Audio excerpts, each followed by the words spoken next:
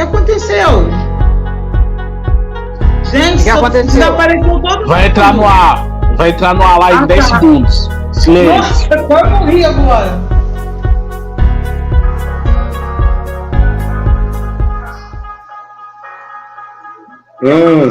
Voltou.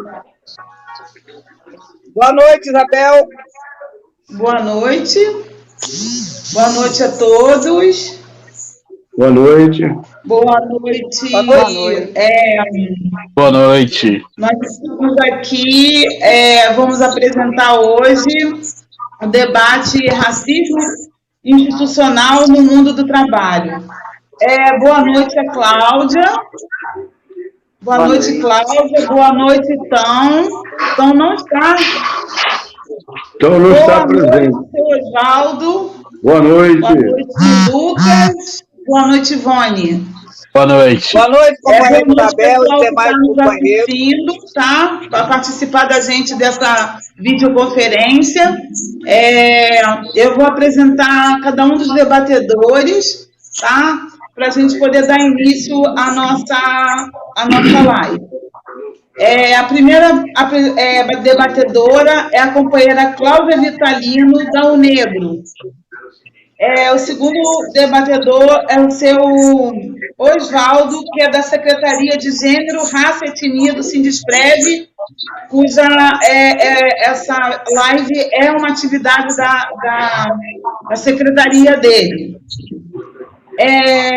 O companheiro Lucas Barbosa, que é professor do Instituto Federal de Brasília e da Unidos para Lutar. Eu e Ivone vamos estar como mediadora, né?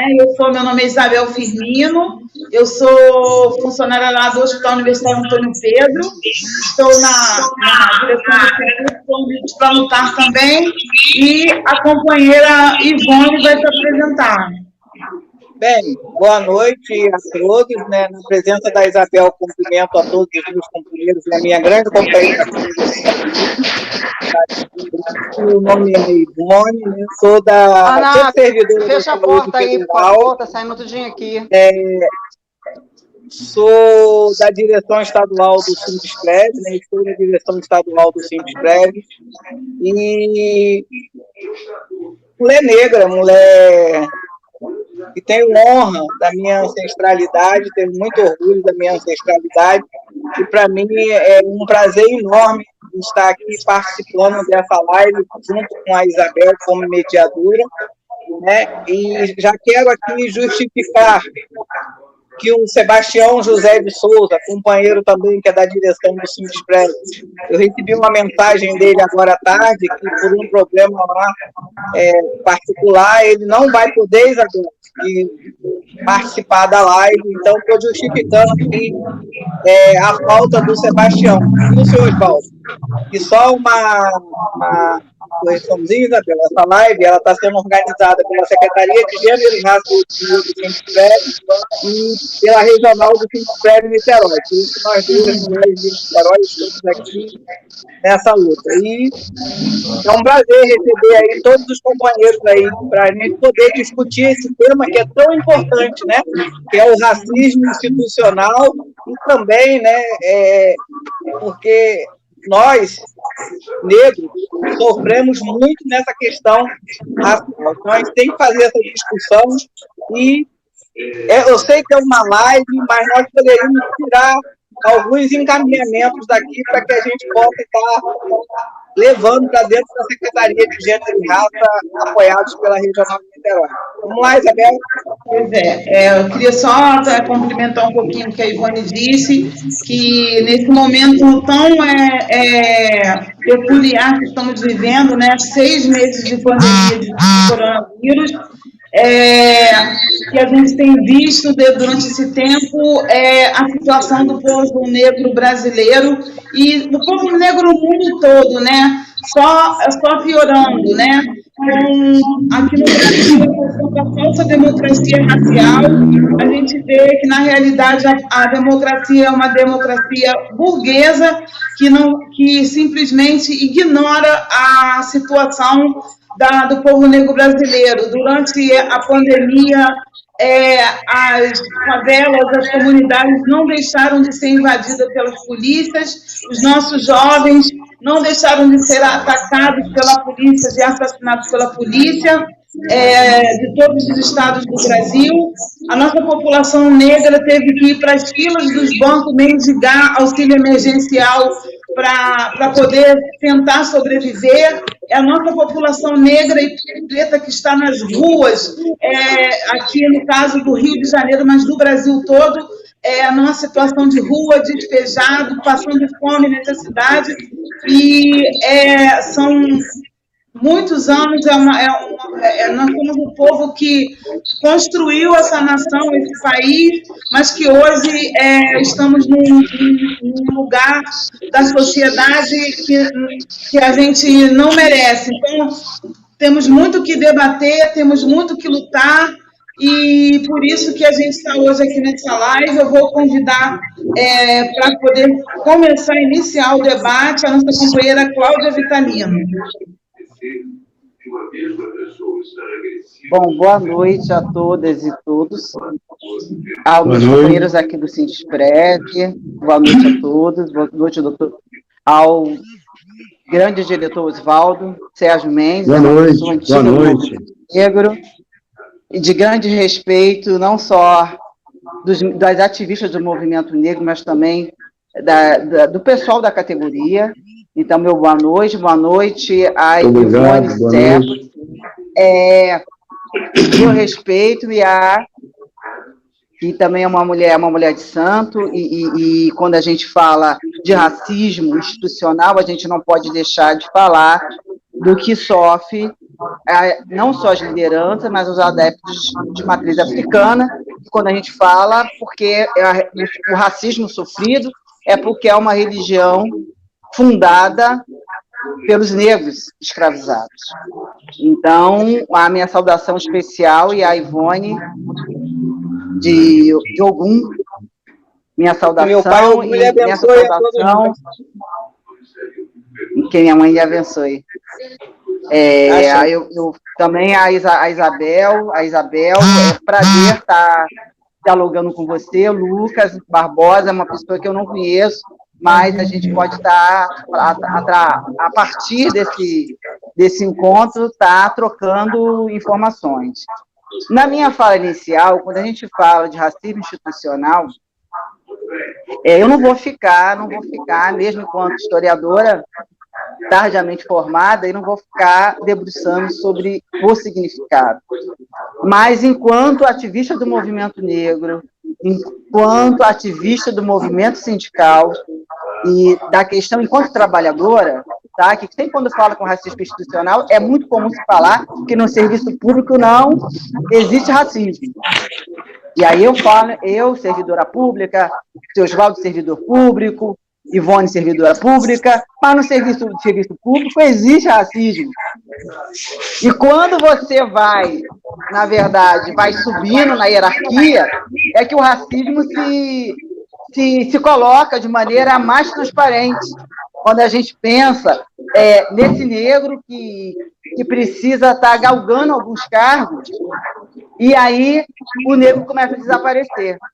Então, quando a gente fala em racismo institucional, nós precisamos fazer o recorde do racismo institucional no serviço público. Que esse racismo institucional no serviço público ele é muito pouco debatido. Mas no serviço público você faz prova, você entra. Tá, você entra num cargo, se aposenta no mesmo cargo. Porque, na verdade, para você sair dali, para você galgando, a cor pesa. E a degradação do racismo vai de acordo com a sua tonalidade de pele. Isso vai no serviço público, isso vai nas atividades do serviço, racismo institucional no serviço privado. E aí é escancarado. E aí ele se apresenta no serviço, por exemplo, no banco. Quantos negros vocês veem trabalhando em banco? Nesses espaços é quando o racismo institucional se faz mais presente. Quando o negro vai disputar algum cargo, que ele tenha visibilidade, o racismo institucional ele aparece quando o negro consegue, através das cotas, que é uma luta e uma conquista das entidades do movimento negro.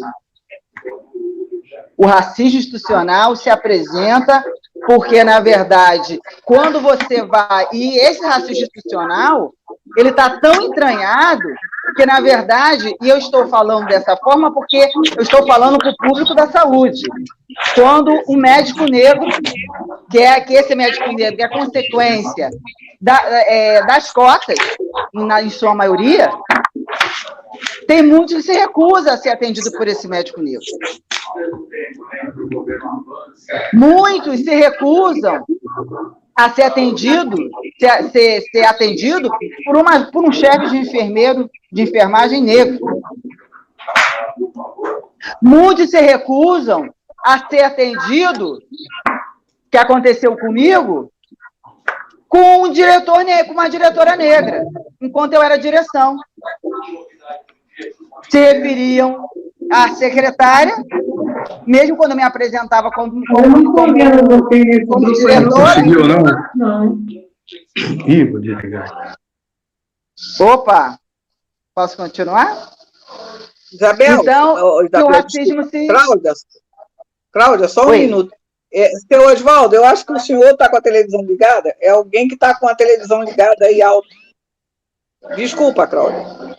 Tá bom, pode continuar. Okay. Então, dessa forma, essa forma é a forma mais transparente que você vê o racismo cotidiano, que, na verdade, a gente tem que entender o seguinte, que esse racismo é a estrutura que o Brasil continua. Que em 1888, no dia 14, amanhecemos largados, sem emprego, porque, na verdade, o Estado não se preparou para receber esse cidadão indesejado. E tentou o tempo todo substituir essa mão de obra pela mão de obra estrangeira. Então, na verdade, o trabalho que esse novo liberto recebia era o subemprego. E muitos trabalhavam, como é muito comum, que muito foi propagado, exaltado, o vergonhoso Estado do Brasil, que não tem nem 4 anos, a regularização do trabalho doméstico, que, na verdade, é um trabalho que tem, na sua formação, que é o empregado de estimação, na escravização negra. Na escravização negra. E, na verdade, o Brasil comemorou esse feito como se fosse um avanço. Mas foi uma vergonha que, em pleno século XXI, o Brasil ainda trata o serviço doméstico do jeito que é. É muito vergonhoso o Brasil quando se fala... Beth, por favor, Beth, está me atrapalhando. É muito vergonhoso quando se trata ainda, em pleno século XXI, que os patrões demitiram os seus empregados para recontratar porque não queria pagar os direitos de qualquer outro empregado.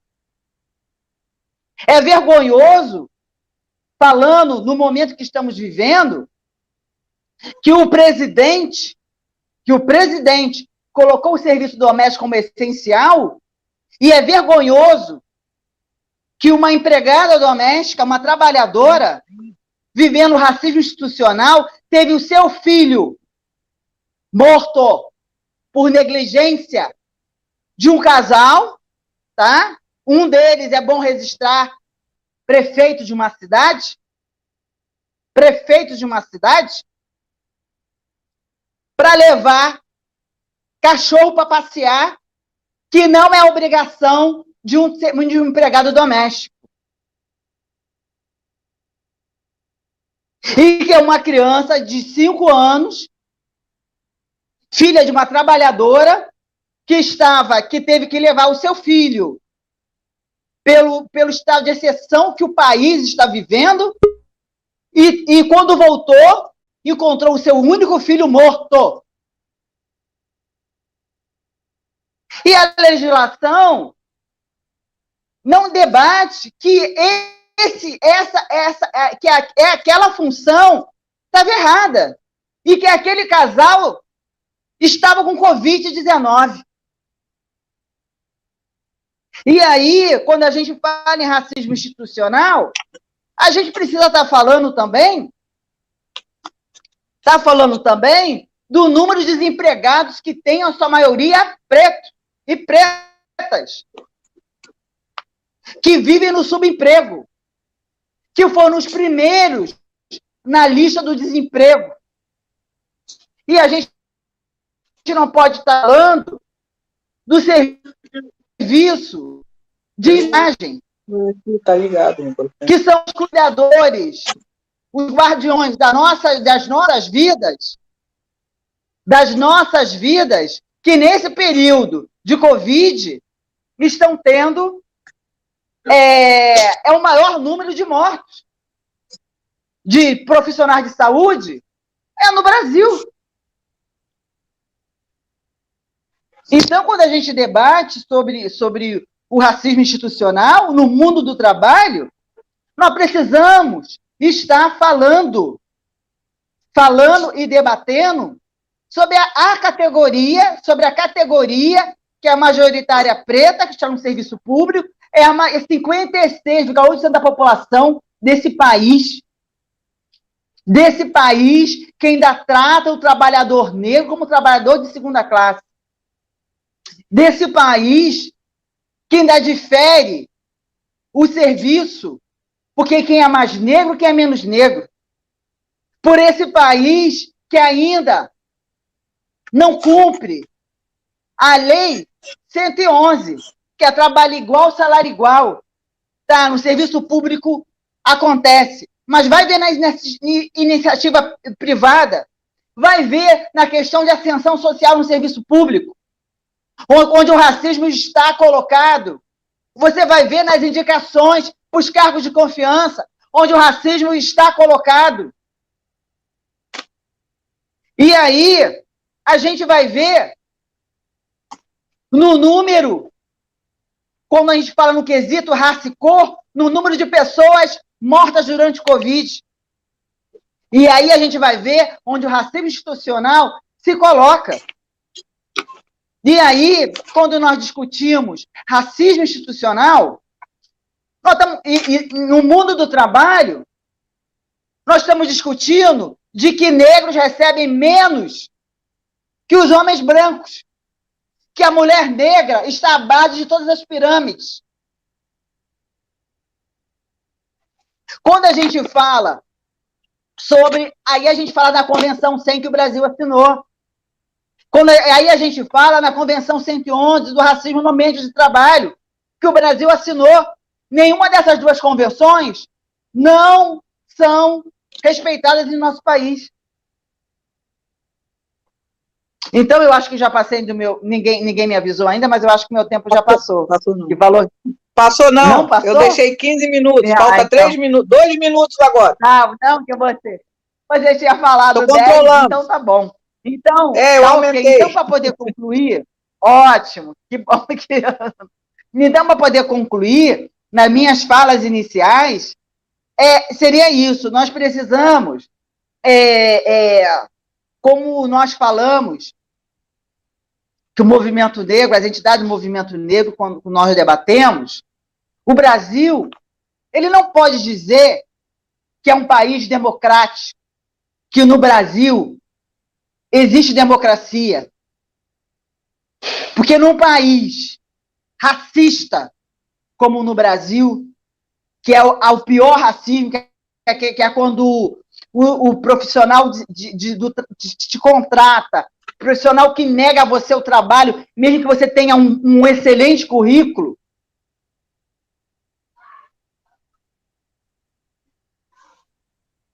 Não pode ser chamado de um país democrático. Porque enquanto houver racismo, não há democracia. Enquanto houver salários desiguais entre homens e mulheres, entre negros e não negros, enquanto ascensão profissional, a população negra, que é majoritária nesse país, que nós temos a segunda maior população negra fora da África, não podemos chamar esse país de um país democrático, porque democracia não rima com racismo, e não rima mesmo. É só isso, Ivone, por enquanto. Muito obrigada. Tá bom. Bel, só para avisar a senhora Osvaldo e a Lucas que nós tínhamos combinado antes 10 minutos, mas a Cláudia teve 15 minutos, então os dois também têm direito a 15 minutos. Quando faltar 3 minutos, eu aviso, tá bom? Bel?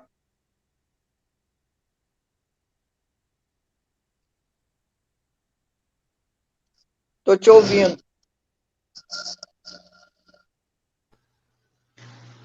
Pois bem, obrigada, Cláudia. Agora o próximo debatedor é seu Osvaldo Sérgio Mendes.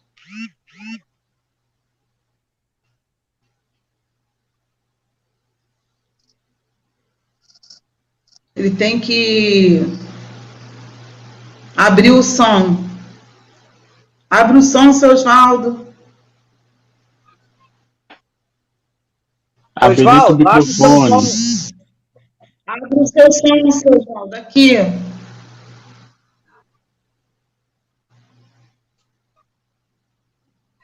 Ele não está entendendo. Senhor Osvaldo, microfone. Aperta no mic, aperta o fone, onde tem o som, aperta que ele vai ligar. O microfonezinho embaixo do lado do seu nome. Isso, beleza. Ligou. Isso, acertei. Vamos lá. Agora, pois é, exatamente. Estamos aprendendo, né? Com certeza. Vamos aprendendo. Bom, uma boa noite para todas e todas. É um prazer imenso. Nós, a Secretaria de Gênero, Raça e Etnia, está fazendo esse grande debate com as companheiras e os companheiros ilustres, como a Cláudia Vitalino, que já foi direção dessa Secretaria de Gênero, Raça e Etnia, o Lucas e a Isabel Firmino e a dona Ivone Souto. Para nós, é de suma importância esse debate. Eu sou o Osvaldo, estou na direção do Sindusprev, na Secretaria de Gênero, Raça e Etnia, sou do Movimento Negro Unificado, que é o MNU, e também sou do movimento de luta pela reparação histórica para o povo negro e os povos indígenas. E, para começar, a Cláudia abordou alguns pontos que é de fundamental importância para nós. Nós hoje vivemos num Estado brasileiro, um Estado que tem a ideologia do racismo. Ele tem a ideologia do racismo. Por ele ter a ideologia do racismo, esse Estado, é que nós estamos nos encontrando desta forma. Não tem o serviço público, os servidores públicos estão nos piores lugares, porque, evidentemente, o Estado tem essa ideologia do racismo e, para isso, não nos dá o direito de igualdade nesse país. Então, é de suma importância o que a Cláudia Vitalino falou. E esse mesmo Estado, que lá atrás, no processo de escravidão, o que ele faz? Ele não teve escravo, mas ele, evidentemente, fez com que os donos de escravos mantivessem os seus escravos. Ele fortaleceu com leis esse Estado, com leis para que o processo de escravidão permanecesse até esta data que a Cláudia Vitalino falou. E a partir de 14 de 1888, o que eles fazem? Eles fazem a abolição, uma falsa abolição, soltam os escravos, mas não dão o direito desses escravos trabalharem. Ele traz a mão de obra estrangeira para, evidentemente, substituir os povos escravizados. Então, é esse Estado. Nós estamos falando desse Estado, que é o Estado que nos mata. Por quê? Ele nos tem, esse Estado nos tem como o maior inimigo dele. Já que nós somos inimigo desse Estado, ele para nós não nos dá nada. Não interessa a ele dar algo para o inimigo, que somos nós. Ele nos tem como inimigo. E isso para nós é muito ruim. Agora, nos cabe, evidentemente, destravar uma luta política contra esse Estado. Uma luta política. Porque o que nós precisamos, na realidade, é essa luta política. Nós precisamos redefinir esse Estado e precisamos, evidentemente, construir uma nova nação. Porque esta nação que está aí não nos representa. Até porque é uma nação de povo branco. O projeto político deles é o projeto de povo branco. Nós temos hoje, na presidência da República, um nazifascista. Ou melhor, ele é nazista. E tem, evidentemente, o nazismo, que é nacional, que tem o processo de racismo imbuído. E é por esse motivo que nós precisamos construir um projeto político do povo negro para o Brasil. Esse projeto político do povo negro para o Brasil, que é um projeto de nação. Precisamos de um projeto de nação para esse país. Porque só desta forma nós poderemos, evidentemente, ter uma vida melhor. Os nossos netos, os nossos bisnetos terão uma vida melhor. Mas esta luta depende de nós. Essa luta depende de nós. O racismo é altíssimo nesse Estado. Haja visto o que eles fazem. A polícia hoje, polícia que é um braço desse Estado, que tem a ideologia racista, matam muito mais negros de qualquer outra coisa. Vou citar um exemplo. Em 2013, eles desapareceram com o pedreiro Amarildo. Logo depois, está fazendo uns 6 anos, eles arrastam a Cláudia Ferreira da Silva, colocou a Cláudia no camburão e a porta se abriu do camburão e a Cláudia caiu e foi arrastada pelo vestido. Está fazendo 6 anos. Agora, há pouco tempo, em 2019, nós temos a Águita Vitória, com 8 anos de idade. Recebe tiros nas costas. Isso sem contar com o João Pedro. O João Pedro. Lá da favela de São Gonçalo. Então, os negros estão nas favelas, porque eles não têm condições, os negros não têm condições de sair da favela. Uma grande parte desses negros moram na favela e vivem à mercê desse Estado que tem essa ideologia racista. E é óbvio, evidentemente, que todas as instituições que compõem o Estado têm o mesmo processo de ideologia. Por isso que nós temos que ter, hoje, um projeto político, um projeto do povo negro para o Brasil. E é isso que nós estamos batalhando para que a gente possa, pelo menos, amenizar esse processo.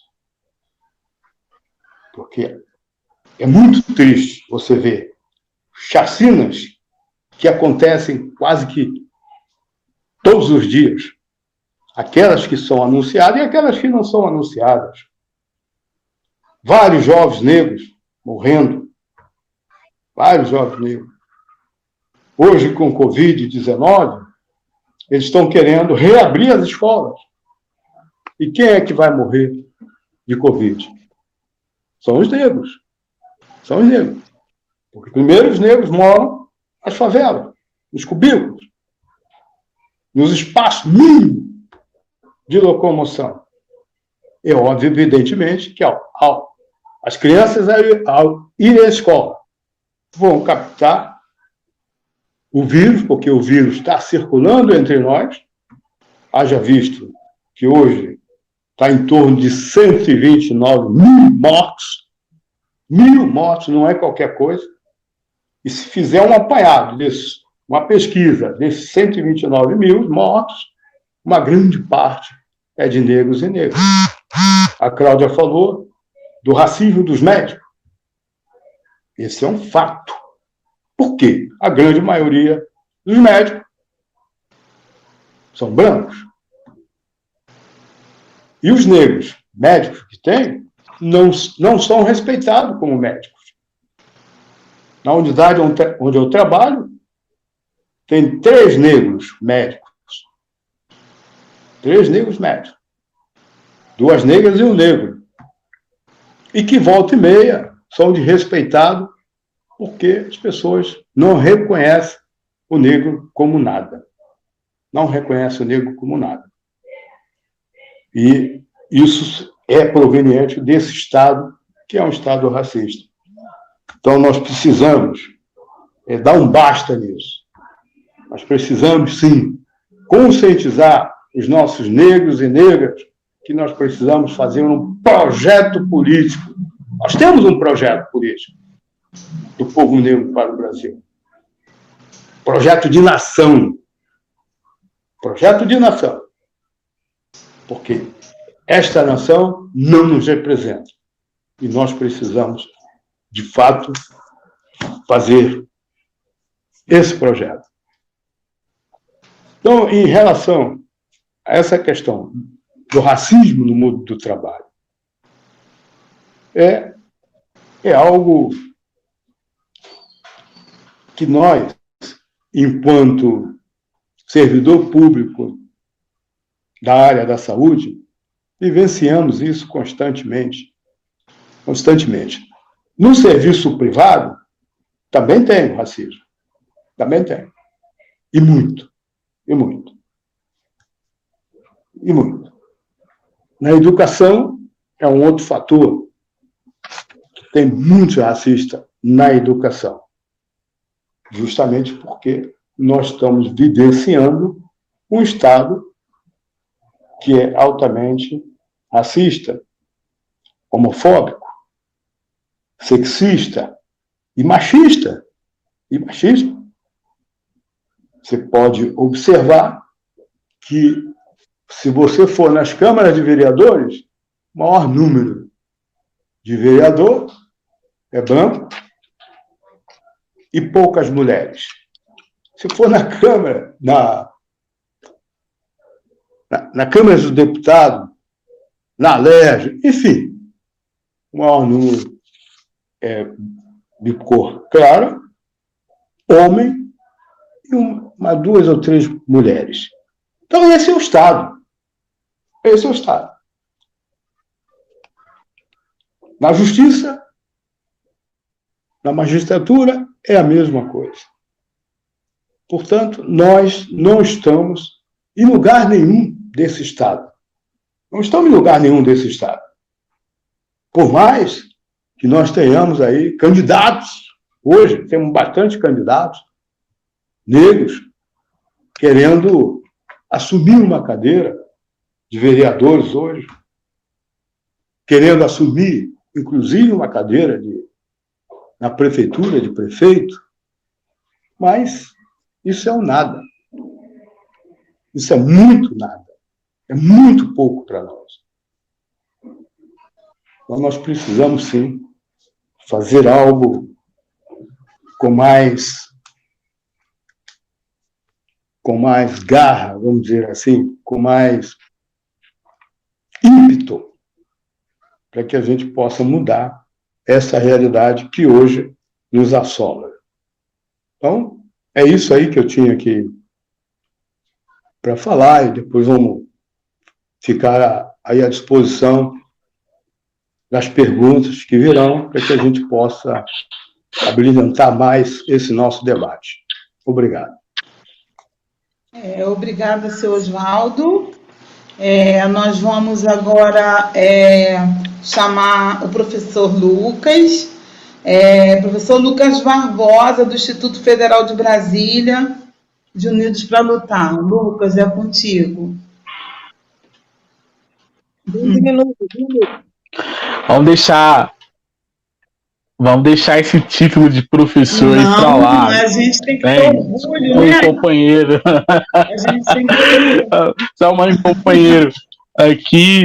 E primeiramente, muito obrigado pelo convite do Sindesprev. Quero saudar aqui a companheira Oswaldo, a companheira Cláudia, a companheira Ivone, a companheira Isabel, pedir licença, que sou mais novo, pedir licença a essas grandes lideranças, dirigentes sindicais. Então peço licença para começar aqui. Não preparei nada muito elaborado, mas eu andei pesquisando alguns dados, que justamente quando a Cláudia fala, que há uma impressão de que não há racismo no serviço público, é uma noção errada, equivocada, e ele se manifesta de diversas formas, como ela colocou, que o profissional negro na área da saúde, ele não é aceito, não se aceita, que se tem um médico, ou um enfermeiro, ou um técnico de enfermagem que seja, na educação é a mesma perspectiva. A gente costuma dizer que no Instituto Federal,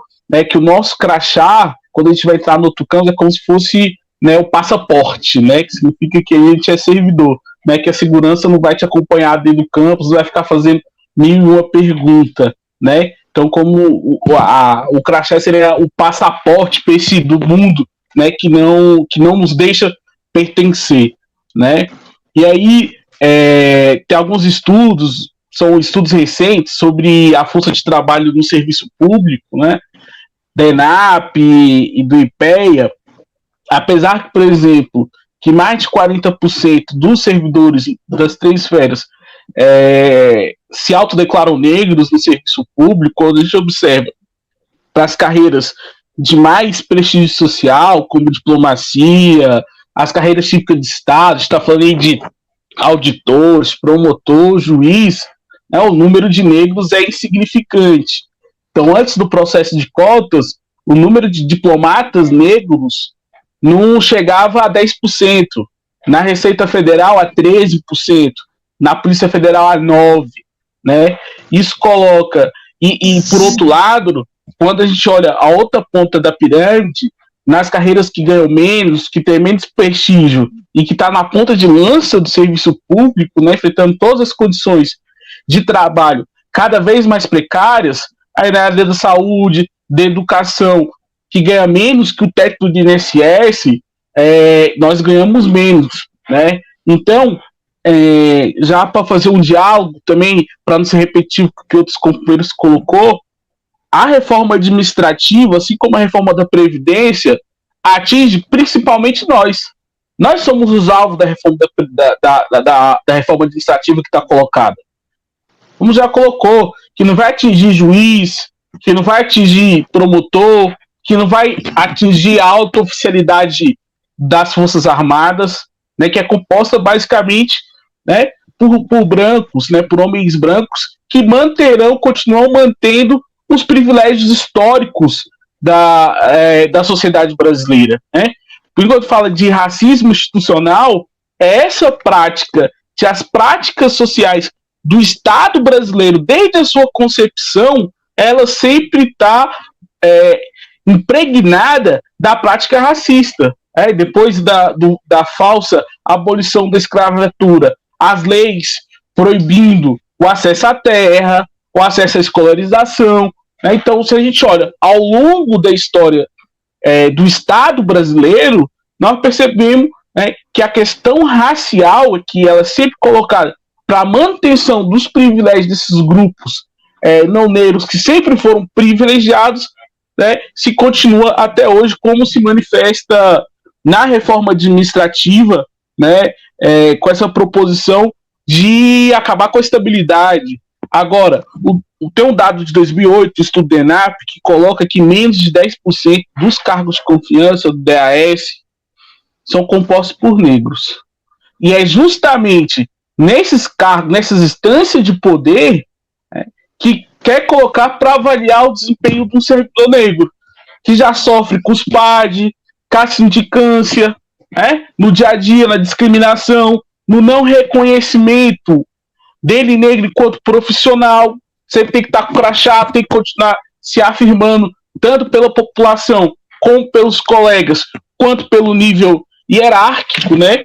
Então, coloca para a gente a necessidade de nossas organizações sindicais, políticas e dos movimentos de uma campanha permanente de combate ao racismo, né?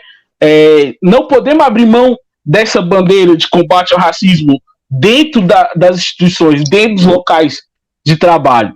Assim como também, obviamente, não podemos abrir mão da disputa na sociedade. Então a gente percebe nesse atual governo um ataque às cotas, todo mundo, né, para o movimento negro, por diversas organizações, é uma medida de reparação paliativa, nós sabemos, mas que é central, né? É só por meio das cotas que a gente começa a ver, depois da implementação, uma série de problemas nas comissões de autoidentificação, de fraude, mas só com essas medidas que a gente começa a ver, né, a presença, né, de negros e negras nesses altos cargos do Estado. Então, a defesa das cotas e o combate ao racismo tem que ser prioridade para a gente, né? Assim como a gente não pode dissociar a luta racial, né, em relação às outras questões da classe, porque nós somos o alvo dessas ações. E não é de hoje, né? A gente não pode colocar que é só o governo Bolsonaro. A gente vem de um arroxo salarial. As carreiras típicas de Estado tiveram reajuste salarial até ano passado. Enquanto a base da categoria dessa área da saúde, educação, que ganham menos, está aí com o salário cortado até 2021, com essa explosão de aumento do custo de vida. Todo mundo está vendo aí o custo que está o arroz, o feijão, o óleo, a luz, a água, o gás de cozinha, que corrói os nossos salários. E ainda tem que sofrer também com a violência policial, que não cessou na pandemia, né? E reivindicar o levante antirracista dos Estados Unidos, prestar nossa solidariedade, né, ao movimento Black Lives Matter, e também colocar que no Brasil nós também sofremos, não apenas o servidor público, mas o conjunto da população negra, né? Tanto na sociedade como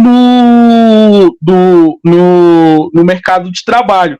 Então, nós temos que ser linha de frente, né, na construção de um amplo movimento de unidade, tanto no serviço público quanto na iniciativa privada, para a gente construir um poderoso movimento paredista, né, para barrar tanto a reforma administrativa como reverter a lei da terceirização, né, que faz com que o negro tenha que trabalhar nos piores locais, sofrendo todo tipo de assédio, todo tipo de pressão nessas empresas terceirizadas, né, por parte de fiscal, por parte de servidor, né, por parte do público. Então, a batalha contra a lei das terceirizações, ela é central para nós, assim como derrubar essa reforma administrativa que veio para aprofundar a desigualdade no serviço público e na sociedade, não só do ponto de vista trabalhista,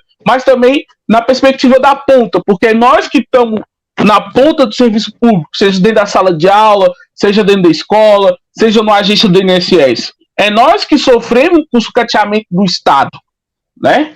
Não é o burocrata que está na esplanada, no ar-condicionado, com um cafezinho, com toda a mordomia, né, que sofre com o sucateamento do Estado. Então, a batalha contra a emenda constitucional 95, o teto dos gastos, também tem que estar na ordem do dia. Não só para garantir salário, mas também para garantir, né, as devidas condições de trabalho para atender melhor a população, né, que a população negra, que é a principal usuária do serviço público, né? Então a gente tem que caminhar com a construção, né, de uma poderosa greve, prestar solidariedade à greve dos Correios, os professores que estão mobilizando contra a volta às aulas, que vai matar a gente, que nós estamos morrendo mais pelo Covid, né? Que é só assim, uma mobilização, né, que a gente vai conseguir não apenas derrubar esse racista que está no governo, é bom que se diga, o governo Bolsonaro é um governo racista, antipovo, que precisa ser derrubado, senão nós vamos continuar morrendo, seja no meio da bala da polícia, seja devido às condições ruins da prestação de serviço do Estado brasileiro, né? Então, o Fora Bolsonaro também tem que estar na nossa ordem do dia em relação à nossa mobilização, né? Eu acho que só assim, como o companheiro Oswaldo falou, com mobilização e unidade, que a gente vai construir um novo projeto de nação brasileira. Eu não sei como é que tá meu tempo, mas eu vou me encerrar. Ainda, Lucas. Não, eu vou me encerrando.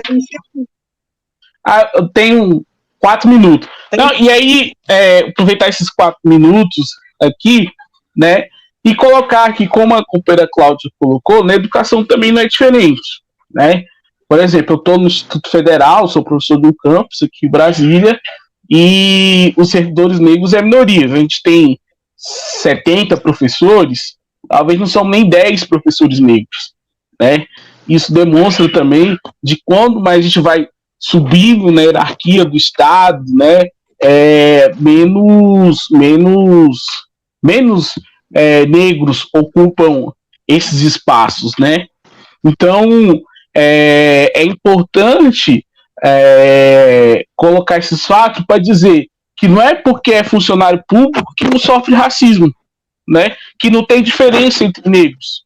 Se fosse assim, o cargo, por exemplo, de DAS, né, os cargos de confiança eram divididos igualmente, ou nós que somos maioria, teríamos a maioria dos cargos, seria a maioria na diplomacia, nas carreiras de Estado, na magistratura, no parlamento, né, nos espaços de poder. E nós não somos.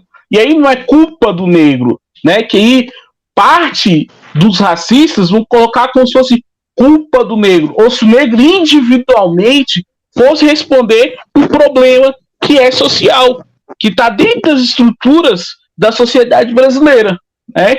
Então, a batalha por uma sociedade mais igual, mais igualitária, ela é de todo mundo, né? E eu acho que a gente vai conseguir avançar numa construção de uma sociedade mais igualitária, começando, né, pela unidade do conjunto dos lutadores, né? Um programa claro, que a gente tem que exigir, né, auxílio emergencial, que seja no valor do mínimo, de um salário mínimo, tem que exigir tabelamento dos preços, né? Porque quem está morrendo de fome é o povo preto, é o povo pobre, né? Então tem que exigir, né, que a cesta básica, os preços têm que ser controlados, temos que construir, né, uma greve geral, uma poderosa greve geral para conseguir essas pautas mais imediatas e continuar aí com a nossa luta, nossa batalha cotidiana, né, para sermos reconhecidos como gente. É isso, e eu me encerro por aqui, né, nessa primeira rodada, e mais uma vez agradeço o convite do Sindusprev, né, e parabenizar o sindicato por essa iniciativa que é de fundamental importância. Isabel? Ivone, eu não estou vendo aqui no chat, como eu não estou com o Facebook também, eu não estou vendo assim se o pessoal está fazendo pergunta. Eu vi uns comentários que gente que está assistindo que colocou. Então, se você estiver vendo aí perguntas para nossos debatedores, você pode fazer. Mas, enquanto isso, já que não aparece, eu gostaria de fazer uma pergunta para a nossa companheira Cláudia Vitalino. Uma pergunta que, na realidade, eu gostaria de saber que ela falasse sobre essa passagem, né? Porque todos os dias a gente nos lembram que nós somos negros e que nós não temos direito a nada. Eu gostaria que a Cláudia comentasse sobre aquela juíza que dosou a pena da pessoa que foi a julgamento baseado na cor da pele dele. Ela já ela fez o julgamento e já disse que ele deveria cumprir uma pena maior por conta da cor da pele dele. Gostaria que você falasse sobre isso.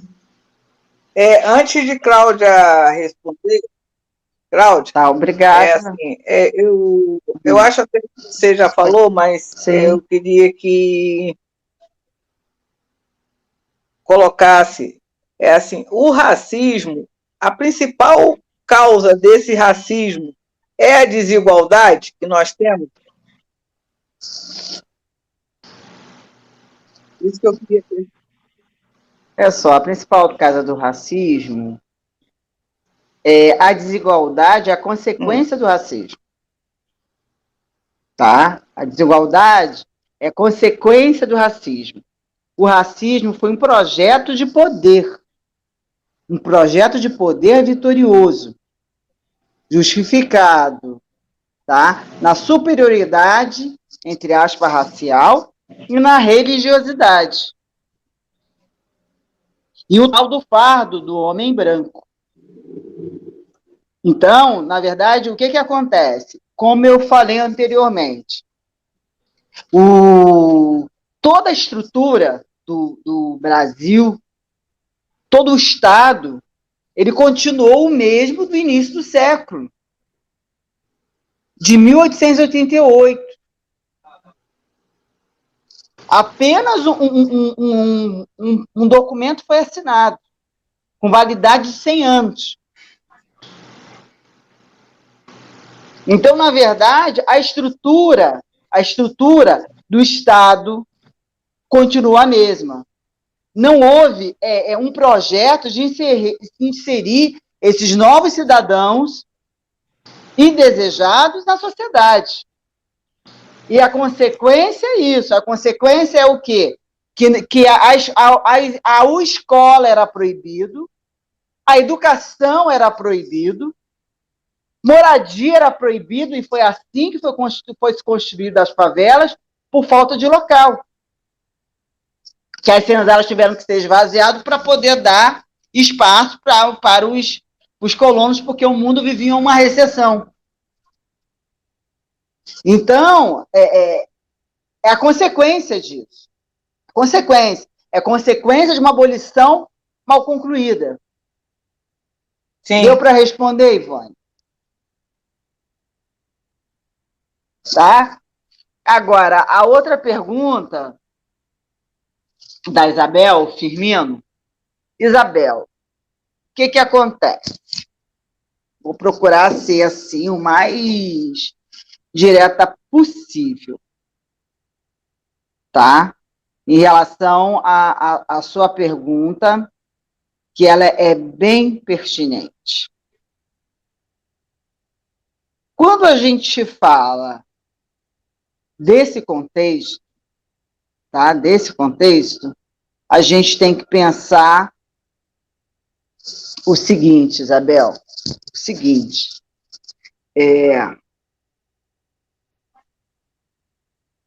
como é que eu poderia estar respondendo para você sobre isso?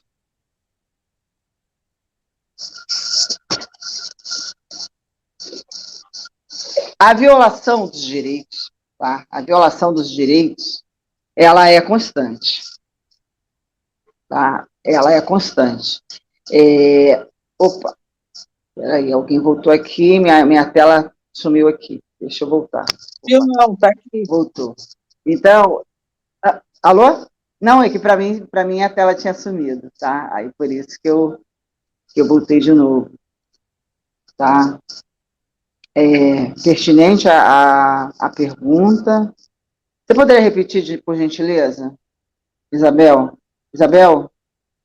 Bel? Eu me perdi agora. Tem que ligar o microfone.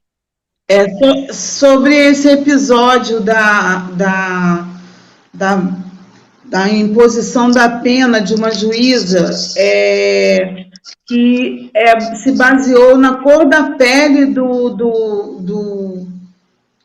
da pessoa que foi condenada para poder estipular o quantitativo da pena. Ela simplesmente disse, por ele ser uma pessoa de cor, ele seria muito mais criminoso, ou ele já teria como diz, o DNA da criminalidade na pele, e por causa disso ele teria que ficar mais tempo preso. Então, gostaria que você falasse sobre isso, porque eu acho que é um exemplo bem claro do racismo estrutural e do racismo institucional, porque a justiça brasileira, assim como porque faz parte do Estado, né, é racista. E como que uma representante da justiça, que é burguesa, se sentiu com liberdade de colocar pena e falar sobre isso, né? Porque o grande problema está aí, porque não é que eles não pensem, é que eles sempre pensaram, é que agora eles estão podendo falar. E ela fez isso, e eu gostaria que você falasse sobre isso. Como que isso cai para nós negros, né? Quando a gente vê uma reportagem desse quilate e a gente vê a pessoa não sendo, não respondendo porque para mim ela praticou um crime contra os direitos humanos.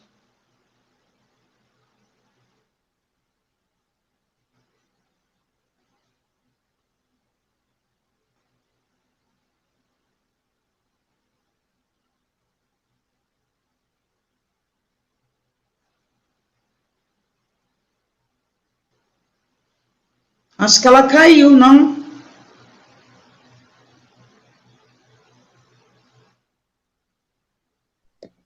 Caiu.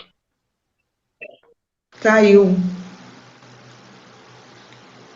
A gente espera ela voltar e passa a pergunta para outra pessoa? Ivone. Seu Oswaldo? O senhor gostaria de falar sobre isso? Estou na escuta. O senhor gostaria de falar sobre isso? Sobre a sua pergunta? Isso. Sobre a sua pergunta, é isso? Tá. Isso. Falo. Essa juíza, ela representa o Estado. Eu acabei de informar aqui que o Estado, ele tem a ideologia do racismo, correto? Ela é uma juíza branca. Evidentemente, está encoscorado nela o racismo. Então, tem o racismo institucional e o racismo estrutural. São os dois racismos aí, fluindo no mesmo processo. Daí ela diz que ele, por ser da cor negra, evidentemente, ele é um marginal, ele tem, como você mesmo falou, o DNA da criminalidade. E que não é real. Isso não é. Agora, ela comete um crime sendo, evidentemente, apoiado pelo Estado. Que esse Estado é que dará a ela esse apoio. E que, inclusive, ela se desculpou como se essa desculpa resolvesse todo o processo. E não resolve. Isso não resolve. Ela teria que ser criminalizada porque ela desfez desse ser humano. Ela criminalizou esse ser humano mais do que qualquer outra coisa. Então, esse Estado é que compõe essas instituições, como o poder legislativo, o poder executivo, enfim, o judiciário, eles são da instituição do Estado. Se são instituições do Estado, eles protegem o Estado e têm a ideologia do Estado. Respondido? Respondido. Muito obrigada, senhor Geraldo. De nada. Isabel. Oi, Cláudia Ivone. conseguiu voltar, Isabel? Ainda não. Ela Seu Oswaldo, ele citou agora, serve para seu Oswaldo, para Lucas, porque Cláudia não está com conseguindo entrar, mas ele está tentando chegar em entrar. Eu sei que nós estamos discutindo aqui nessa live o racismo institucional, mas seu Oswaldo agora tocou. Existe um racismo estrutural, né? Eu acho que é uma forma mais branda, mas também ele é perigoso. É isso, Lucas?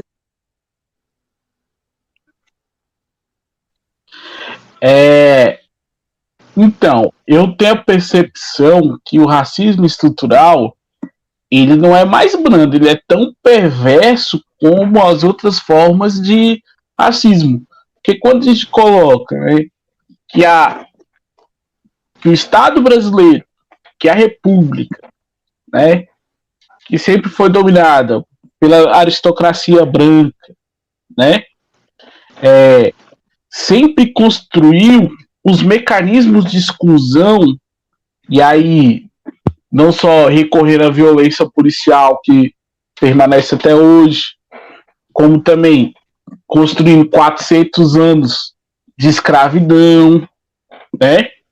Como na falsa abolição, negando o direito ao negro, a moradia, né? A saúde, a segurança, a terra, o reflexo que nós temos hoje no Brasil atual, do século XXI, de 2020, ele é tão perverso como uma manifestação racista, como um ato racista, né? Porque isso repercute no número de vítimas da violência policial.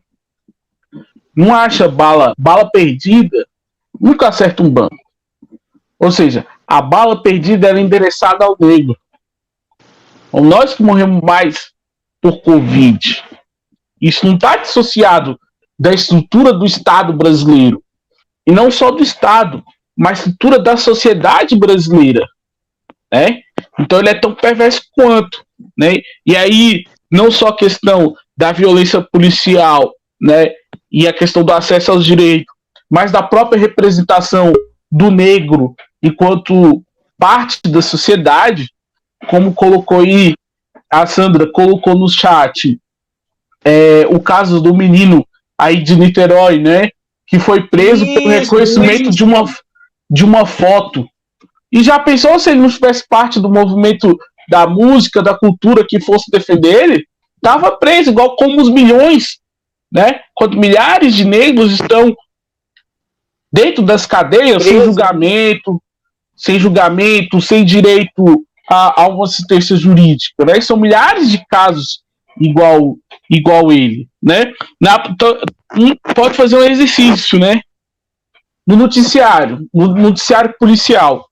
Quando pega um branco traficante, por exemplo, sempre vai ter jovem faz delivery de drogas, estudante de medicina vende entorpecente, filho de desembargador é preso com quantidade X. Enquanto se for o negro, tá lá, é criminoso, é traficante, é vagabundo, é o escracho no programa televisivo, na TV aberta. Não vê, por exemplo, esses comentaristas brancos desses programas sensacionalistas fazer sensacionalismo quando o crime é cometido, um crime bárbaro que seja cometido por um branco. Então são todas essas estruturas, né, não só do ponto de vista do Estado, mas toda a estrutura da sociedade que é estruturada sobre a base racista para nos manter num regime de exploração, né, que tem a ver, né, que com 42 bilionários brasileiros ficaram mais ricos durante a pandemia. E nenhum deles é negro. Enquanto os negros têm que sofrer na fila da caixa para conseguir os míseros agora R$300 para comprar um saco de arroz a R$40. Então, eu acho que esse racismo estrutural que faz com que nós somos os principais alvos, seja da desigualdade, da miséria, da violência policial, ele é tão perverso quanto vamos dizer assim, esse ato racista, né? Enfim.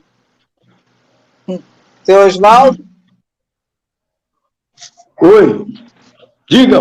Oi, pode falar. Assim, eu fiz a pergunta do Lucas e também gostaria de ouvir a sua opinião quanto à questão do racismo institucional, que apesar dele não ser, eu coloquei ele ser mais brando, apesar dele ser difícil, vou dizer assim, de se identificar, ele é tão perigoso quanto o racismo institucional. Eu queria ouvir a sua opinião. Perfeito, Marivone. O Lucas definiu muito bem essa diferença. Não existe diferença do racismo institucional e do racismo estrutural. Não existe. Eles são tão perversos quanto são. São perversos, os dois são perversos. Tanto um quanto o outro. Certo? Sim. Até porque nós estamos vendo isso. O caso que a Sandra falou, do Luiz Carlos, músico, que foi acusado através de uma foto. Por quê? Porque é um negro, certo? É um negro. E eles não reconhecem o negro como nada, a não ser ladrão, a não ser um criminoso, a não ser um traficante. Então, esse racismo que ocorreu é institucional, porque o braço do Estado, que é a polícia, é racista. O braço do Estado, que é a polícia, é racista. E tem por trás o Estado que tem essa ideologia do racismo, que é o estrutural. Isso é uma estrutura. Tanto que essa estrutura ela está em todas as instituições do Estado. Todas as instituições do Estado. Está na educação, o Lucas acabou de falar sobre isso, está na educação, está na saúde, está nos meios de comunicação, nós estamos vendo isso agora. Nos meios de comunicação acontecendo. Certo? Então, em todos os setores. Em todos os setores. Inclusive nos privados, nas instituições privadas. E aí, você não tem o direito de ir e vir, normalmente, como os brancos têm. Por mais que se diga, não, os direitos são iguais. Aonde que os direitos são iguais? Em que local? Em que país? Não é no Brasil. Não é no Brasil que tem esse Estado. Que tem esse Estado. Que tem uma nação somente de povo branco. Não é. Portanto, nós, enquanto não entendermos que esse Estado é o principal responsável desse processo perverso que acontece em relação aos negros desse país. Respondido? Sim. A Cláudia conseguiu voltar, não estou conseguindo falar. Não conseguiu. Eu Conseguiu, acho que ela... não. De repente, até pode ter acontecido com ela o que aconteceu comigo aquela hora. Ela não Verdade. conseguiu voltar. Isabel, eu não estou conseguindo ver se tem perguntas. Tem alguma Não. O rapaz falou que, por enquanto, não tinha sido feita nenhuma pergunta. São 8h15. Eu não sei qual é o teto da live. A nossa ideia era 1h30. Então, a gente tem 15 minutos para poder fechar, então. Então, a gente podia fazer assim, os companheiros Osvaldo e Lucas vão para as considerações finais e depois eu e a Ivone fechamos. Eu queria ler aqui uma notinha que a Laurice Baltazar colocou. Nós, servidores, temos que ir para as ruas juntos, estadual, federal e municipal, a fim de defender a mesma estabilidade que foi concedida a alguns, reforma administrativa. Então, o pessoal a Sandra também fez uma lembrança assim, muito interessante, né, com relação ao rapaz que foi preso através de um reconhecimento de uma foto, e eu acho que pode ficar assim. O Lucas, suas considerações finais sobre o tema. Não, mais uma vez eu quero agradecer aqui o convite, essa troca, né, a experiência, aprendi muito com a fala das companheiras, do companheiro Oswaldo, da companheira Ivone e da companheira Cláudia. Muito obrigado. Eu acho que esses espaços são de fundamentais importância. E para concluir, é simples. Sobre o capitalismo, não tem saída para a igualdade entre os homens e mulheres na Terra. A necessidade de derrubar desse sistema está na ordem do dia. Agora, não vai ser de hora para outra que a gente vai derrubar o capitalismo. A estrutura racista, econômica, social, ela é muito forte, inclusive entre nós, né? Entre os nossos. Daí o trabalho concreto e necessário, paciente, de fazer o trabalho de formiguinha. Tá aí a necessidade, assim, parabenizar de novo a secretaria, né, do Sindesprev, né, que são ações como essas que a gente consegue ir avançando. E eu queria colocar, para finalizar, que só a unidade do conjunto dos lutadores e lutadoras que a gente vai conseguir construir uma nova sociedade. Nós temos que marchar junto, todos os trabalhadores, os negros, as negras, as mulheres, os LGBTs, né, os indígenas, o povo pobre. Nós temos que construir uma grande unidade, né, com um objetivo.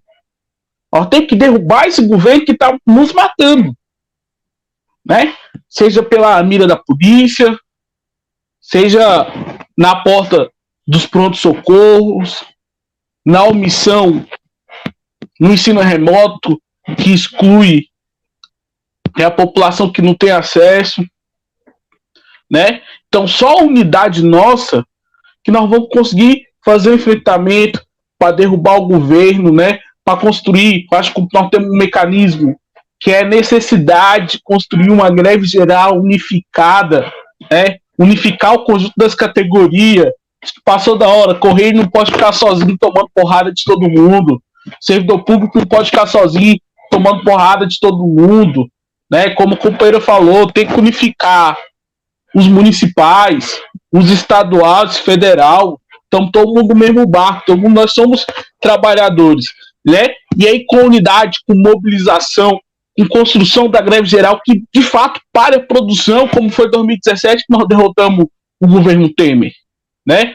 Então é preciso colocar, né, que os sindicatos, que as centrais sindicais, que os movimentos identitários temos como ordem do dia a mobilização, né? Que é só com mobilização e com luta que nós vamos derrubar, né, não só o Bolsonaro, mas também essa patronal, para construir uma sociedade mais igualitária, né, que não precisa a gente morrer de fome, morrer de tiro e de miséria. Tamo junto, em frente e avante. Obrigada, Lucas. Seu Oswaldo, suas considerações finais. Bom, eu quero agradecer a todos e todas, agradecer a Isabel Firmino por estar junto nesta live, Marivone, Suco, o nosso companheiro que eu estou acabando de conhecer, o Lucas Barbosa, a nossa companheira Cláudia Vitalino, que já esteve na Secretaria de Gênero, Raça e Etnia, e é muito bom estar junto. Agora, nós precisamos, sim, acabar com esse Estado. Nós temos um Estado que tem a ideologia do racismo, nós não podemos mais aceitar esse Estado desde a época do processo de escravidão. Ele vem se perpetuando e fazendo com nós, negros e negras, o que eles bem entendem. Por isso esse número de mortes aí arrasadora. Por quê? Porque, na realidade, nós precisamos nos organizar. Nós, negros e negras, olha, a Cláudia Vitalina está aí na área. Nós precisamos nos organizar. Negros e negras, e não negros também, não negras, que reconhecem que nós precisamos mudar esse Estado. Porque eles nos têm como inimigo. O Estado brasileiro nos tem, nós negros e negras, como inimigo. Nós somos inimigos. Por isso, ele não nos dá nada. Haja visto, qual de nós tem terra? Qual é o negro que tem terra? Não tem. Esse é um processo lá da escravidão. Não temos terra. Não temos dinheiro, que é o fator econômico. Tudo isso, eles boicotam, não nos dá. Então, nós precisamos, sim, nos unificarmos, precisamos nos organizar para poder enfrentar o Estado com um projeto político. A luta é política.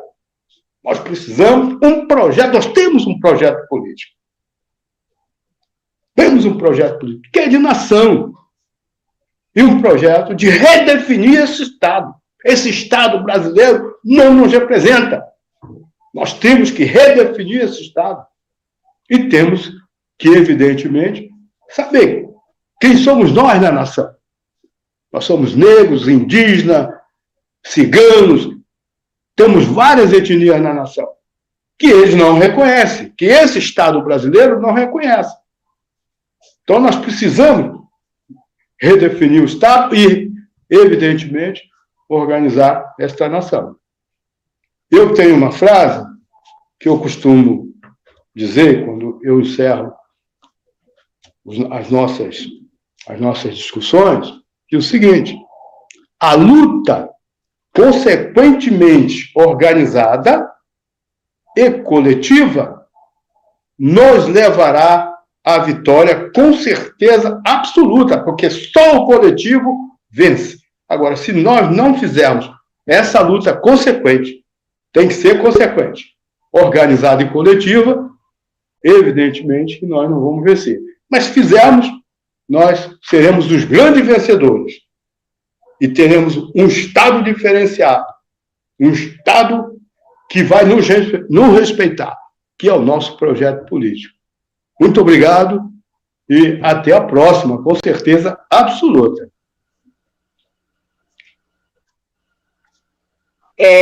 Cláudia Vitalino entrou aí novamente. Vai responder a pergunta, Cláudia, que nós queremos ouvir. Oi, Cláudia. Considerações finais. E depois ela responde a pergunta e aproveita e faz as considerações finais. Você poderia repetir a pergunta, por favor?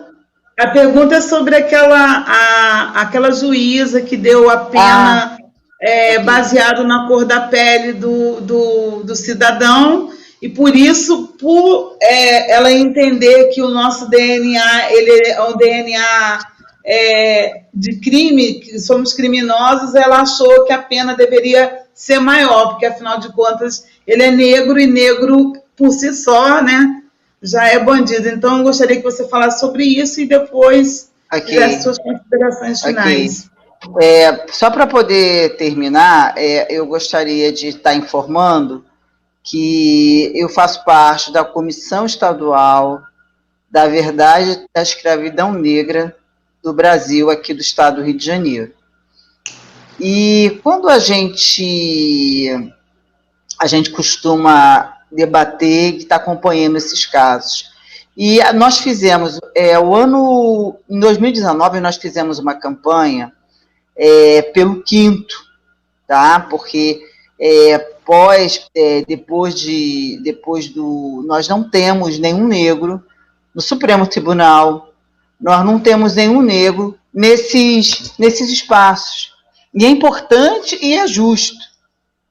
E nós, nesse período, nós solicitamos a 2 pessoas que estavam preparadas. Por quê? Porque para você disputar, você precisa ter alguns critérios.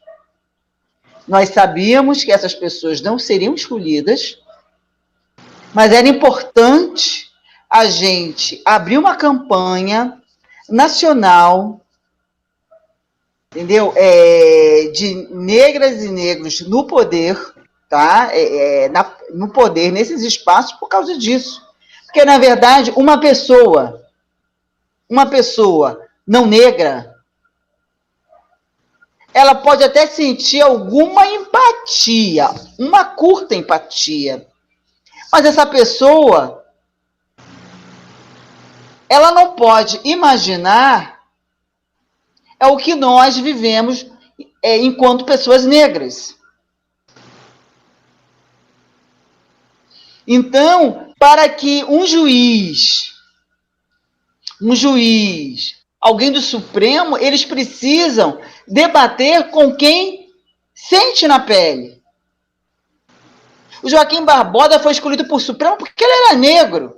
Uma questão política que nós, do movimento negro, solicitamos. E depois dele nós não conseguimos ninguém. Ele não foi o primeiro, ele foi o segundo. Que se fique registrado. Mas nós temos que parar de viver o estado de exceção. É um negro para isso, é um negro na televisão, é um negro na novela, é um negro no jornalismo, e é um negro no Supremo. Que, na verdade, essa juíza, por um equívoco, ela verbalizou e escreveu aquilo que a maioria deles pensam em relação a nós. Porque somos a maioria nos presídios. Por quê? Porque o racismo institucional está no DNA da justiça. Porque o Estado foi construído, as suas bases, os seus alicerces no racismo. Então, aquela juíza branca, 400, de uma família 400, constituiu a riqueza da sua família, que acha que o negro não pode passar da cozinha. Aquela juíza que mesmo esse jovem tendo uma ficha limpa, não tendo nenhuma acusação, e nem os outros marginais o acusassem, ela mostrou a cara da lei, que é racista, que não é cega, ou melhor, que só enxerga o que quer ver.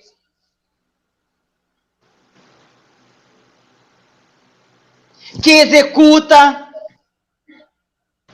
que permite com que a polícia entre sem mandato na casa de uma pessoa negra, que atire primeiro e pergunte depois. Uma sociedade que nós não precisamos ser, não basta nós sermos retos, corretos, seguir as leis. Nós precisamos parecer. Sabe quando que nós vamos parecer? Nunca. Nós somos pretos. Não vamos mudar de cor. Não vamos ser igual a essa minoria que manda no Brasil. Porque no Brasil o sistema é invertido. Uma minoria real comanda uma maioria real.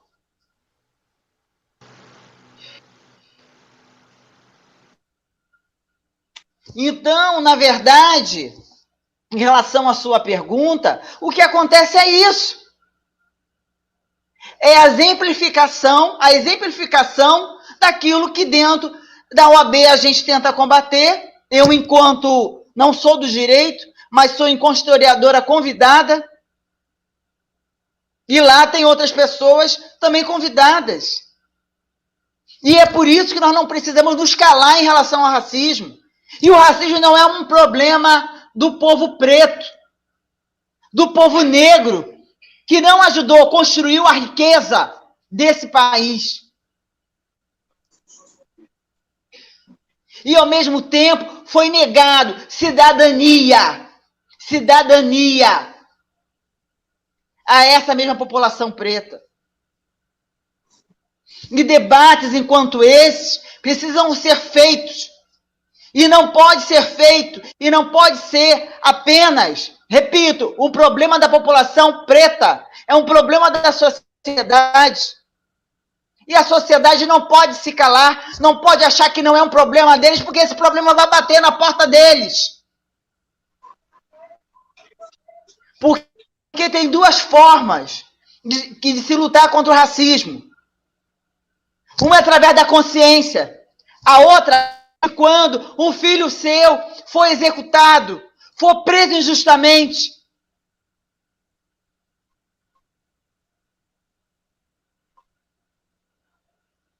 Eu não quero nenhum irmão meu vir estatística causada pelo racismo institucional. Não é justo que uma juíza que não usa a lei para ressocializar, mas para punir e colocar para fora o seu racismo. Não é justo que negras e negros continuam ganhando 71% a menos que uma pessoa branca. Não é justo que em plena pandemia, quem está morrendo de fome é a população preta, pobre e favelada. Não é justo as pessoas acharem que esse problema é do outro, não é um problema da sociedade. Não é problema que dos quase 130 mil mortos durante a Covid, a maioria absoluta sejam pessoas pretas, que não estão sendo computados. Por quê? Porque o racismo desse país, o racismo desse presidente faça com que o que existe, raça, cor não sejam computados. Então, quando a gente fala da importância da gente estar discutindo a questão racial nas escolas da Lei 10.639, que não é aplicado. Quando a gente pede que a Convenção 111, que o Brasil assinou, que é contra o racismo no ambiente de trabalho, seja cumprido, que não é cumprido. Quando a gente fala da Convenção 100, que o Brasil assinou, que não cumpre. E, ao mesmo tempo, esse país que diz que não é racista, porque você não vai encontrar nenhum branco que diga que é racista. Mas você vai encontrar o branco que diariamente te discrimina. Porque quando eu dei a última entrevista que eu dei para o UOL, ainda enquanto dirigente do Sindesprev, que eu falei, uma pessoa visivelmente preta sofre racismo todo dia. E aí a gente vê, sofre racismo quando pega o seu dinheiro e vai comprar, vai no mercado. É seguido pelo segurança ou pelo gerente. Quando a gente vai numa loja comprar uma roupa, que a gente é seguido. Quando a gente vai num bar, que a gente é seguido. Ou quando a gente é abordado por um policial, a gente é colocado como bandido, como um provável bandido. Então, quando nós falamos sobre essa questão, quando nós falamos sobre o racismo institucional, quando a gente fala sobre o racismo institucional local de trabalho, que uma pessoa preta, quando sai de casa, não sabe se vai voltar, Quando uma mãe de um filho preto, como aconteceu na Bahia, que teve a sua casa invadida, teve a sua família espancada, querendo que ele dissesse quem era quem, e ficou por isso mesmo. Isso é racismo institucional. Quando a gente fala, chega, não pode mais ser um problema dos pretos. O que aconteceu nos Estados Unidos, porque tem uma câmera que filme, no Brasil acontece da calada da noite, da impunidade desse país racista.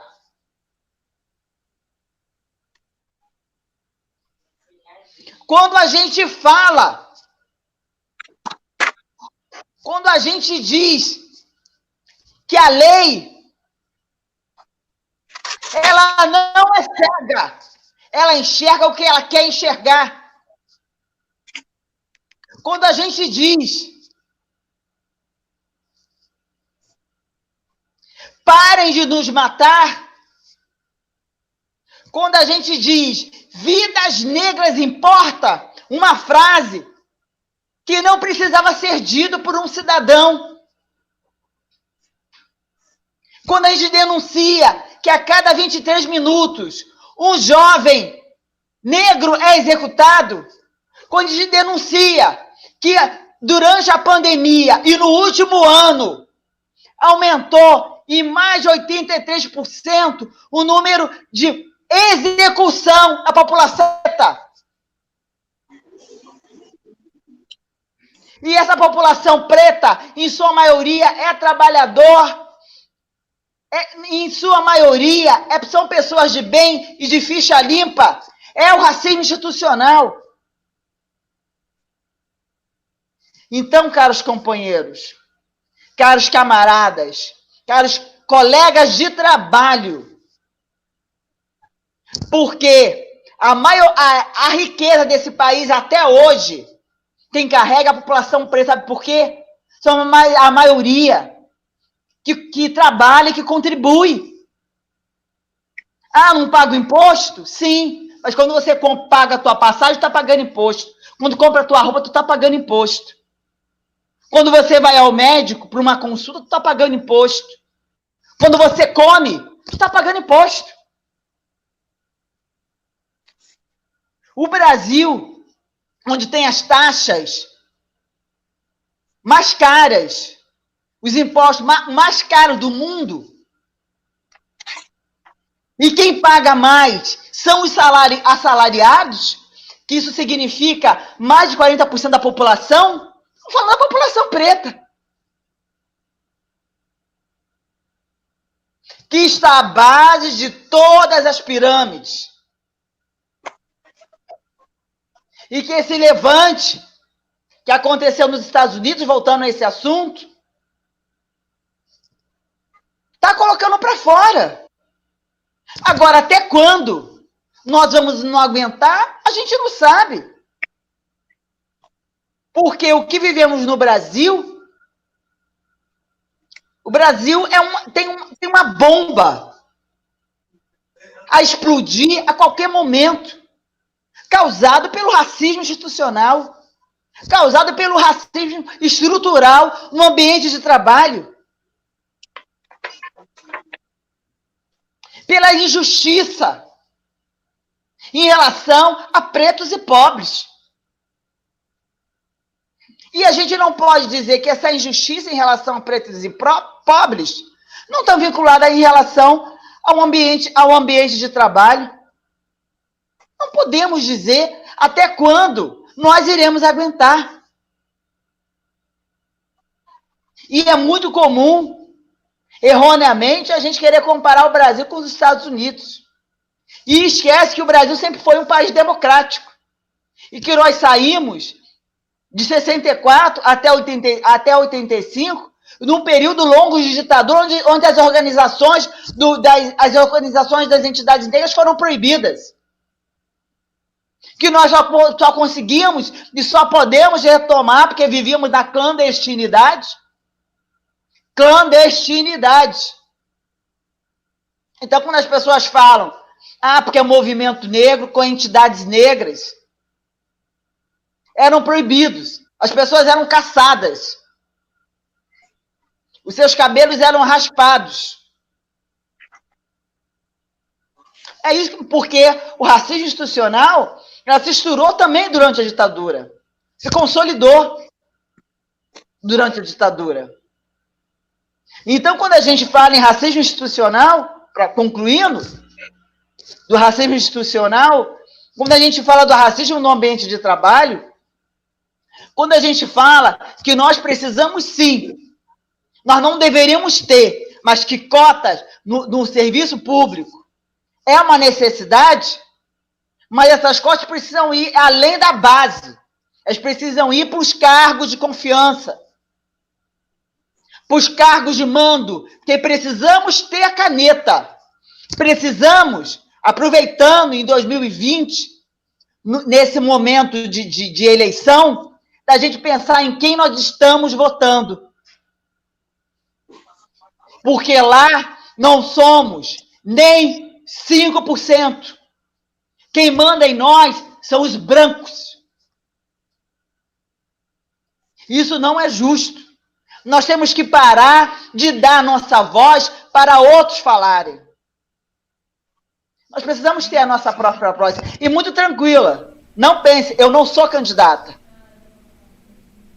Mas eu quero que a minha voz lá seja ouvida e a minha voz, a minha cor seja a voz. Eu quero chegar a um momento, como nos Estados Unidos, que enquanto 11%, no parlamento eles têm a representação de 13%. E aqui no Brasil somos 56,8% e não temos representação nem 5%. É nada. Tá? Então, quando a gente precisa tá colocando isso, que os sindicalistas possam estar disputando esses espaços, sindicalistas pretos, para que a gente, nesse período, a gente possa ter a nossa voz naquele espaço. A voz do trabalhador negro, a voz de negras e negras naquele espaço, falando por nós, na nossa representação. Tá? E em cima disso eu encerro a minha fala. Eu agradeço pela oportunidade desse sindicato que me ajudou a me forjar, enquanto mulher preta, enquanto ativista. Então, é esse recado que eu gostaria de deixar aqui. Muito obrigada e desculpe pela minha exaltação, porque é um assunto que ainda a injustiça ainda me corrói. Incomoda todos nós. Incomoda. Ivone, eu queria falar, porque eu gostaria que você fechasse. Em primeiro lugar, eu gostaria, assim, dizer que eu estou, assim, bastante emocionada com a fala da Cláudia, né? E, assim, me sentindo muito honrada de estar participando de uma live com essa categoria de debate, com essa riqueza de debate, né? Quem teve a oportunidade de ouvir, de participar, mandando seus recados, né? Não perdeu o debate e gostaria de agradecer ao seu Oswaldo, da Secretaria de Gênero, Raça e Etnia, o Sindesprev Regional de Niterói, a Unidos para Lutar quer agradecer, né? A Unidos para Lutar, eu e o Lucas, queremos agradecer essa oportunidade que o Sindesprev tem, essa parceria que a gente tem feito, e dando essa oportunidade da gente fazer um debate tão rico. Para terminar, agradecer a todos, ao Lucas, ao seu Oswaldo, a Ivone, a Cláudia, assim, maravilhosa, que falou com todo o coração, com a força, né, a força da nossa ancestralidade. É isso que eu achei, assim, bonito vindo de você. E como a gente aprendeu aqui no dia de hoje. Eu gostaria de encerrar. Durante a pandemia, eu escrevi um texto sobre a questão do levante nos Estados Unidos e também as manifestações do nosso povo, porque a gente também se manifesta numa diferença dos Estados Unidos, porque não somos povos em tempos diferentes, mas sempre lutamos, nos inspirando nos nossos quilombos, né? A luta do povo negro é muito, muito antiga. Então, eu queria colocar essa frase aqui, que foi de um texto que eu mesmo fiz. É preciso que a luta do povo negro evolua para exigir a quebra desse sistema. Só haverá o fim do racismo se derrubarmos o capitalismo. Lutar contra o racismo estrutural deve ser a luta da classe trabalhadora. Muito obrigada, e agora eu passo para Ivone. Bem, eu só tenho aqui a agradecer. Para mim é um aprendizado muito grande, né, essa live sobre a questão do racismo institucional. Dizer que fazer essa luta é respeitar a luta dos nossos ancestrais, né, a nossa ancestralidade, que nós não podemos deixar cair no esquecimento. Nós devemos seguir com essa luta.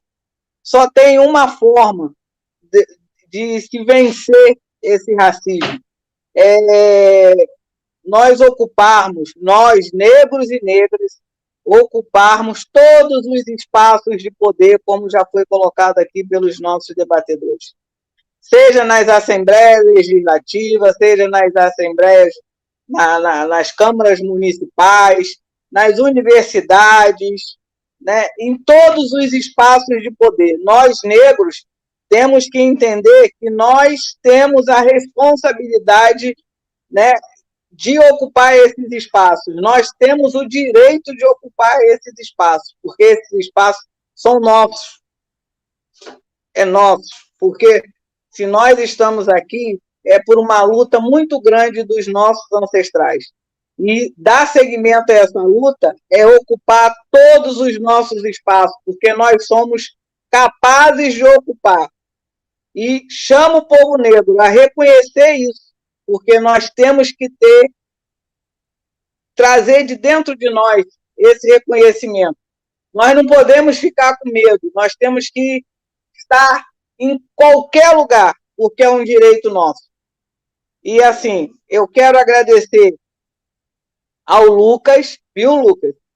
Companheiro Lucas, ao mestre Oswaldo Sérgio Mendes, a minha companheira, minha Iá, chamo sim, nós somos irmãs, né? Respeitamos, como eu quero repetir sempre aqui nessa live, respeitamos a nossa ancestralidade, a Cláudia Vitalino, que eu considero a minha irmã de religião, a minha guerreira companheira Isabel Firmino, né?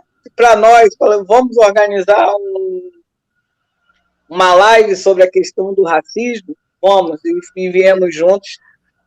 Não poderia deixar de não agradecer, se essa live está acontecendo, a secretaria, né, a secretaria de imprensa, através do André Pelicione, né, que é o nosso coordenador de imprensa, ao Rafael, né, que é o nosso companheiro que está aí nos ajudando, contribuindo aí na live, né, a quem fez a diagramação do nosso cartaz, seja a Virgínia ou o Fernando, a gente tem que agradecer muito e dizer que nós só vamos vencer esse racismo quando nós, né, vamos juntos, unidos, independente de qualquer diferença. Nós temos que estarmos unidos para lutar contra qualquer forma de racismo, seja ele institucional, seja ele estrutural. Nós temos que ocupar todos os espaços de poder desse país, para que ele seja um país realmente democrático e que nós tenhamos realmente direito a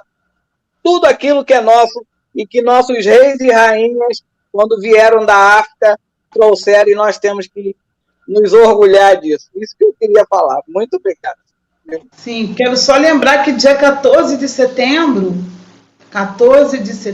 né, é dia do aniversário de Marielle, né, são 3 Sim. anos que a gente não, quer dizer, a gente não, né, que o Estado não responde quem foi que mandou matar Marielle, né, que ela é um símbolo de luta e resistência para a gente, e que vidas negras importam. Bora lá construir essa luta aí para enfrentar o governo Bolsonaro. Oi.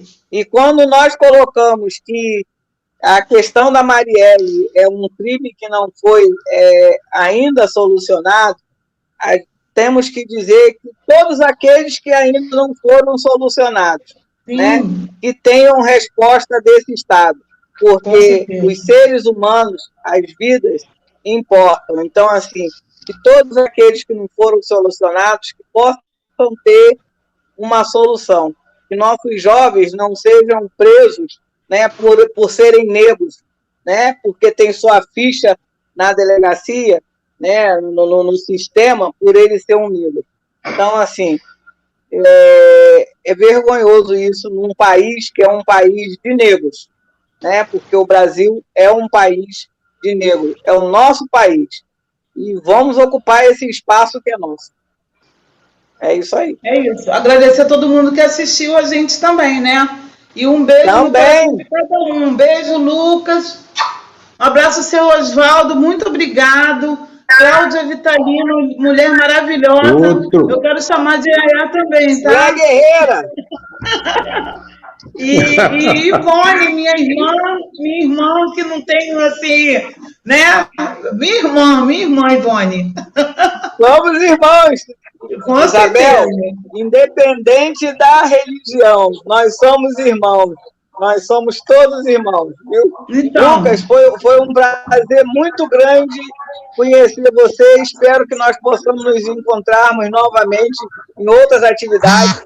Quero lembrar aqui, aproveitar essa live, que tem os companheiros podem estar nos acompanhando, que no dia 16 de setembro nós vamos estar discutindo numa live a questão da reforma administrativa, que, como foi colocado pelo Lucas, por todos aqui nossos companheiros convidados, reforma administrativa essa que vem para acabar com o serviço público, né? Que vem aí para incentivar a privatização, reforma administrativa que está aí para pegar todos nós, né? Servidores públicos e acabar com o serviço público. Então, assim, dia 16 nós vamos ter uma live que vai discutir essa reforma administrativa. E espero que todos os companheiros que estão aí participando possam nos dar a honra de estar junto nessa live sobre a reforma administrativa. E depois a nossa live da enfermagem, Isabel. Sim, na nossa live da enfermagem. A gente, no dia 16, a gente anuncia da enfermagem. E aí, como a Sandra está falando, fora Bolsonaro e Mourão. Fora Bolsonaro. Fora. Beijão, Lucas. Claro. Obrigado, Rafael. Prazer, muito obrigado. Gente, a galera aí.